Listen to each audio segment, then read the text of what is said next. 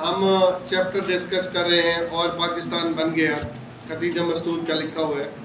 ختیجہ مستور کا تعارف میں آپ لوگوں کو کروا چکا ہوں۔ یہ چیپٹر، یہ سبق صنف کے لحاظ سے ناول نگاری ہے اور آنگن سے لیا گیا ہے۔ ختیجہ مستور کا یہ ناول آنگن ہے، وہاں سے یہ لیا گیا ہے۔ پاکستان دو کردار ہیں، پاکستان بننے سے پہلے اور پاکستان بننے کے بعد۔ پاکستان جب بن گیا تو اس وقت کس طرح کے حالات و واقعات کا سامنا کرنا پڑا، اور پاکستان بننے سے پہلے جب فسادات ہوئے اس وقت کس طرح کے مسائل کا سامنا کرنا پڑا۔ یہ ناول 1962 میں لکھا گیا ہے اور اسے آدم جی کادری ایوارڈ بھی مل چکا ہے۔ بیسیکلی اس لیسن کے اندر ایک گھر کی کہانی کو بیان کیا گیا ہے۔ ایک گھر کی کہانی اس چیپٹر کے اندر موجود ہے۔ ایک گھر سے منسلک لوگوں کے مختلف نظریات ہیں۔ فرض کرو گھر میں جتنے فرد ہیں، اسلم ہے، اکرم ہے، علی ہے، زبیر ہے، ہر کسی کی وے آف تھنکنگ اپنی ہوتی ہے۔ اس میں جن کرداروں کا ذکر کیا گیا ہے وہ کردار چھمی کا کردار ہے جو نہایت بد مزاج کردار ہے اور وہ مسلم لیگی ہے، اپنے چچا کے خلاف ہے اور اپنے چچا کے خلاف نعرے بھی لگواتی ہے۔ جمیل کا کردار ہے، انتہائی کمزور کردار ہے، کیونکہ پہلے یہ چھمی کے ساتھ اس کا افیئر ہوتا ہے، پھر جو ہے نا جیسے عالیہ اس کے گھر میں آتی ہے تو اس کی خوبصورتی کو دیکھ کر اس سے متاثر ہو جاتا ہے۔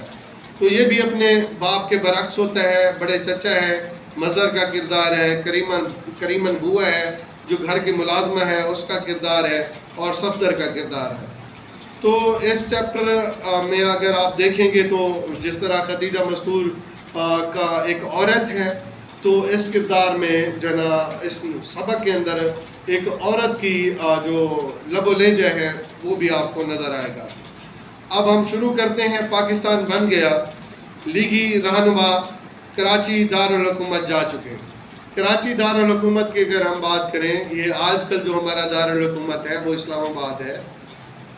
پہلے پاکستان بننے کے وقت جو ہے نا ہمارا دارالحکومت جو تھا وہ کراچی تھا۔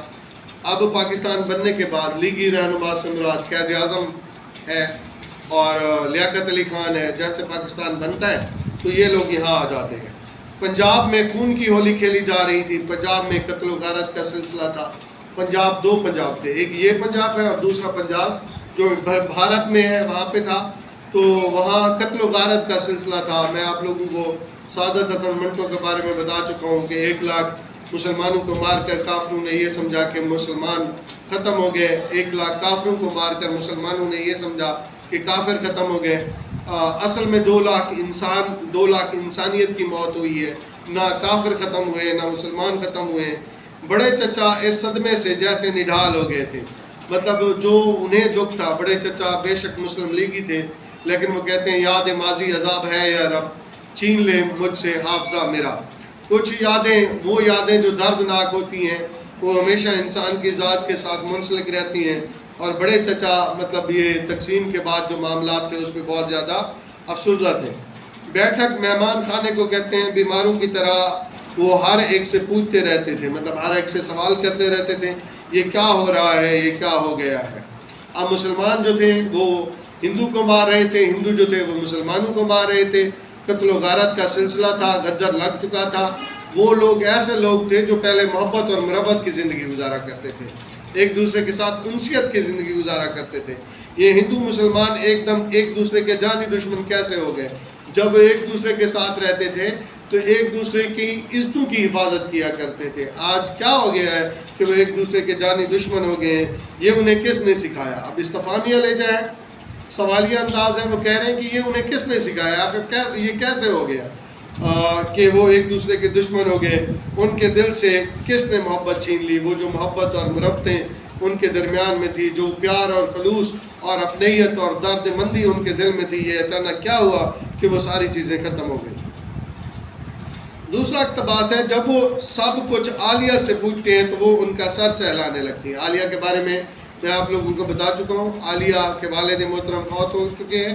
یہ اپنی ماں کے ساتھ اپنے چچا کے پاس رہ رہی ہوتی ہے اور اپنے چچا سے بہت محبت کرتی ہے۔ ان کا سر سہلا رہی ہے۔ سر سہلانا مطلب بالوں میں انگلیاں پھیرنا، کیونکہ چچا ہے اس طرح سے، مطلب بالوں میں انگلیاں پھیرنے سے ایک سکون میسر آتا ہے، تو وہ ان کے بالوں میں کیا کر رہی ہے؟ انگلیاں پھیر رہی ہے چچا کے۔ بڑے چچا آپ آرام کیجئے، بڑے چچا آپ سکون کیجیے. آپ تھک گئے ہیں بڑے چچا، اور بڑے چچا اس طرح آنکھیں بند کر لیتے ہیں جیسے خون کی ندی ان کی آنکھوں کے سامنے بہہ رہی ہو. مطلب وہ بے شک آنکھیں بند کرتے ہیں، یادیں اس کا پیچھا نہیں چھوڑتی. زمانے کی بات ہے، وہ بھی زمانہ تھا جب ہندو اپنے گاؤں کے مسلمانوں پر آنچ آتے دیکھتے تو سر دھڑ کی بازی لگا لیتے تھے. ایک وقت تھا جب سارے لوگ، مطلب ہندو کی بات کر رہے ہیں، کہ ہندو مسلمانوں پر آنچ آتے دیکھتے تو مطلب اپنی جان تک قربان کرنے کے لیے کیا ہو جاتے تھے، تیار ہو جاتے تھے. آج پتہ نہیں ہندو کی عزت بچانے کے لیے مسلمان اپنی جان نچھاور کر دیتے تھے.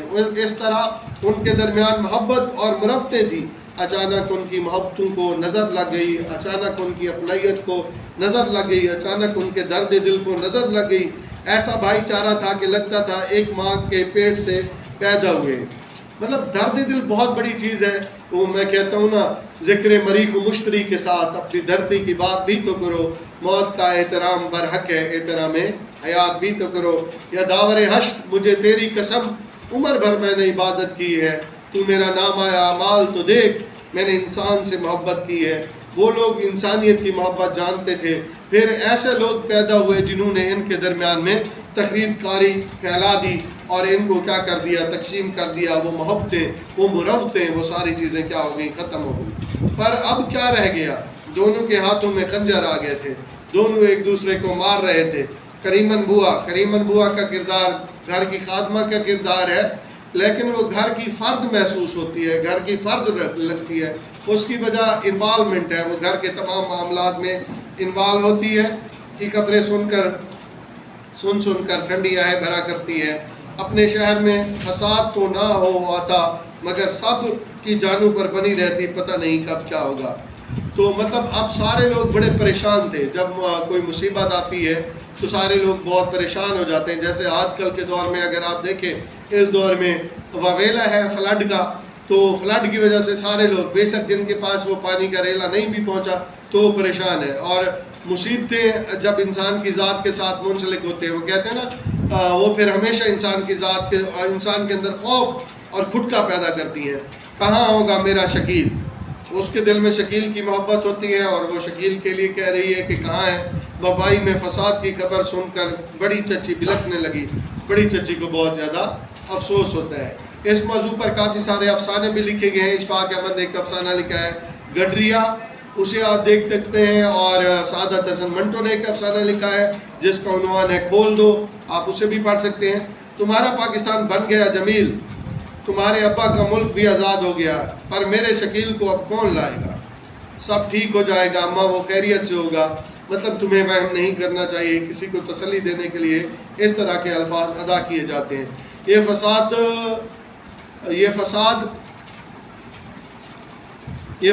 وساد، مطلب ایک محمل لفظ استعمال کیا گیا تو 4 دن میں ختم ہو جائیں گے. جس طرح پانی کے ساتھ پانی 4 دن میں ختم ہو جائیں گے. مطلب دکھ ہمیشہ نہیں رہتے، پریشانیاں ہمیشہ نہیں رہتی، یہ سارا سلسلہ ختم ہو جائے گا.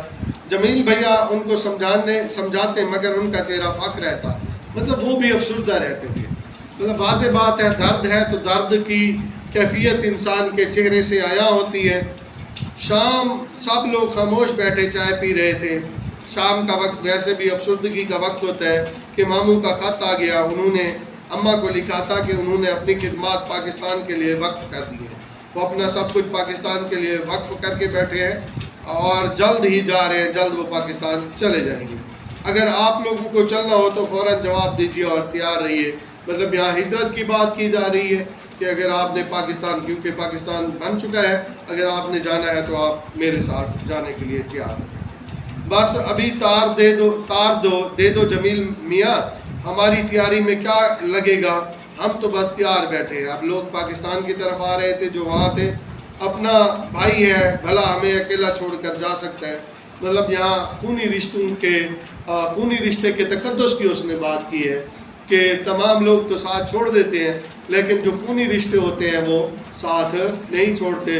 لیکن ایک وقت ایسا بھی آتا ہے جب خونی رشتے بھی انسان کا ساتھ چھوڑ جاتے ہیں. مارے خوشی کے اماں کا منہ سرخ ہو رہا ہے. یہ ایک فطرتی طور پہ محبت کو ظاہر کر رہی ہے. ایک بہن کے دل میں جو خوشی ہوتی ہے جب بھائی کا کوئی پیغام آتا ہے، جب بھائی ان کا خیال رکھتا ہے، تو ایک بہن کے دل میں کتنی زیادہ خوشی اور سکون میسر آتا ہے۔ خدیجہ مستور اس بات سے بخوبی واقف ہے اور اس نے اس کو صحیح طرح سے ظاہر کیا ہے کہ ایک بہن کتنا خوش ہو رہی ہے۔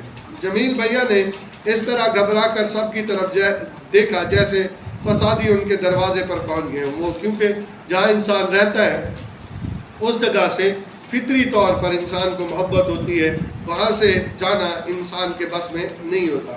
آپ دیکھ لیں، میرے نبی کو دیکھ لیں، مکہ تو مجھے بہت عزیز ہے لیکن تیرے فرزند مجھے رہنے نہیں دیتے۔ اس جگہ سے محبت کا ہو جانا فطری عمل ہے۔ جب آپ مکہ سے مدینے کی طرف جا رہے ہوتے ہیں آپ کے یہی الفاظ ہوتے ہیں، مگر آپ کیوں جائیں گی چھوٹی چچی، آپ یہاں محفوظ ہیں، آپ یہاں محفوظ ہیں، میں آپ کے لیے جان دے دوں گا، میں آپ کے لیے جان قربان کر دوں گا۔ انہوں نے آج بڑی مدت بعد عالیہ کی طرف دیکھا کیونکہ وہ عالیہ سے محبت کرتا تھا، کیسی سفارشی نظریں تھیں، مگر عالیہ نے اپنی آنکھیں جھکا لیں۔ میں نہ جاؤں تو کیا ہندو کی نگر میں رہوں؟ اب کیونکہ پاکستان بن گیا ہے اور فطرتی طور پر انہیں پاکستان سے محبت بھی ہو گئی ہے اور وہاں جو رہ رہے ہیں وہاں بھی دوسروں کے مرہون منت ہے، تو اب وہاں سے وہ جانا چاہتی ہے۔ پاکستان میں اپنوں کی تو حکومت ہوگی، پھر میں اپنے بھائی کو چھوڑ کر ایک منٹ بھی زندہ نہیں رہ سکتی۔ ارے واہ! مطلب اب جیسے ہی بھائی نے یہ لفظ اس کے لیے کہے تو بہن کے دل میں فطرتی طور پر اس کے دل میں کیا جا گئی؟ محبت جا گئی۔ مارے خوشی کے اماں سے نچلا نہ بیٹھا جا رہا تھا۔ اماں جو تھی وہ بہت زیادہ خوش ہو رہی تھی اور بڑا سکون محسوس کر رہی تھی کہ جیسے ہی پلک جھپ کے وہ کس کے پاس چلی جائے؟ اپنے بھائی کے پاس چلی جائے۔ وما علینا الا البلاغ۔ شکریہ، سلامت رہیں۔